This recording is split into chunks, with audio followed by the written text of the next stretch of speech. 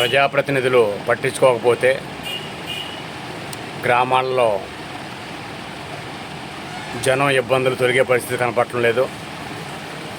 దానికి ఉదాహరణ నరసాపురంలో నిన్న, అంతకుముందు విసనపేట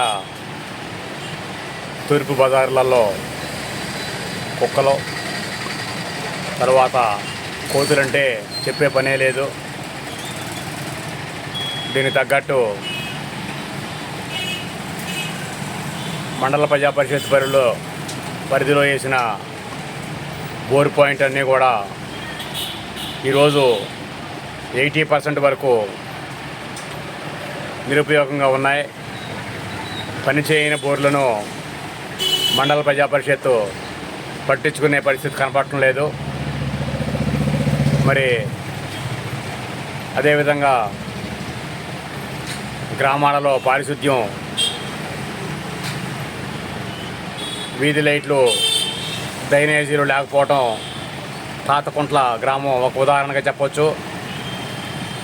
నెలల తరబడి చెప్పుతున్నా కానీ అక్కడ అధికారులు వీధి లైట్లు లేకపోవటం విచారకరమనే చెప్పాలి.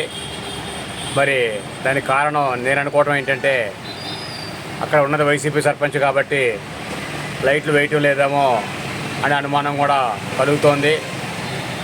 మరి అధికారులు, సచివాలయాలకు వచ్చేవాళ్ళు కూడా, ఉద్యోగులు ఏ టయానికి ఎవరు వస్తున్నారో అర్థం కావటం లేదు. వీటన్నిటిని మించి ఆధార్ సెంటర్లకు సంబంధించి తాతకుంట్ల, నరసాపురం గ్రామాలతో పాటు విసన్నపేట సచివాలయం 3లో కూడా ఆధార్ సేవలు ఉన్నాయి. కానీ ఎప్పుడూ కూడా సక్రమంగా సేవలు అందించారా అంటే అది గగన కుసుమం అనే చెప్పాలి. ప్రధాన కారణంగా ఈ మధ్య బదిలీలు జరిగాయి. మరి బదిలీలు జరిగినప్పుడు బదిలీలపై వెళ్ళిన వారు శిక్షణ ఉన్నవారు, బదిలీలపై వచ్చిన వారు శిక్షణ లేని వారు కావడంతో ఎక్కడ వేసిన గొంగలైన సందంగా ఆధార్ సెంటర్లు ఉన్నాయి.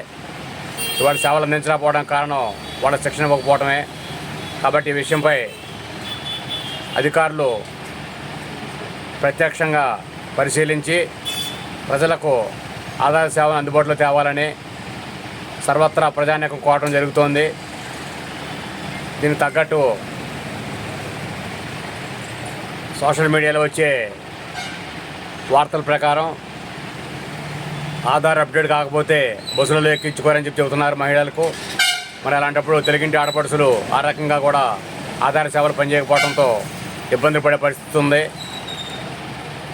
ప్రజాప్రతినిధులు ప్రత్యక్షంగా ఈ విషయాలను పరిగణలో తీసుకొని గ్రామాల్లో ఎన్నికలప్పుడే ప్రజల మధ్య ఉండటం కాకోకుండా గ్రామ పంచాయతీ ఎన్నికలు వచ్చే ముందు, అంటే ఇవాళ నుంచే అసలు ఏ వార్డులో ఏం జరుగుతోంది,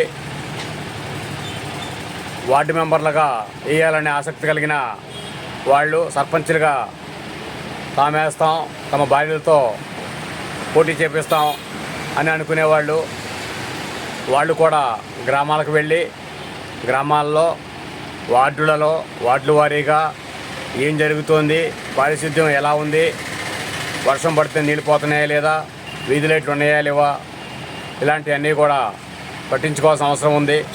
ముఖ్యంగా మండలంలో కొన్ని గ్రామాల్లో అయితే పందులు విచ్చలవిడిగా ఉన్నాయి. కోతులు అయితే చెప్పే పని లేదు. పద్మశాలి స్ట్రీట్ నందు కుక్కలు రాత్రిపూట ఎవరిని నిద్రపోనటం లేదు. జోలపాట్ల అరవటమే తప్ప నిద్రపోవడానికి వీలు లేకోకుండా గద్గద స్వరంతో ఆ స్వరం వలన ఇబ్బంది పడుతున్నాం. కాబట్టి ప్రభుత్వం, అధికారులు సీరియస్గా తీసుకోవట్లేదు. కాబట్టి ప్రజాప్రతినిధులు ముందుకు రావాలని మనసా వాచా కర్మణ అంతఃకరణ శుద్ధిగా ఆత్మప్రబోధానుసారం విజ్ఞప్తి చేయడం జరుగుతోంది. ఇది విన్నపాలు మాత్రమే. మరి రేపు ఎన్నికల్లో పోటీకి వెళ్ళేవాళ్ళు ఉత్సాహంగా ముందుకు వెళ్ళాలని, ప్రజల మధ్యన ఉండాలని విజ్ఞప్తి చేయడం జరుగుతోంది. చూస్తూనే ఉండండి 3 మీడియా యూట్యూబ్ ఛానల్. మరింత సమాచారంతో మరోసారి మీ ముందుకు. నమస్కారాలతో ఎన్టీఆర్ జిల్లా సర్వేశ్వరరావు, బిఏ పాలిటిక్స్.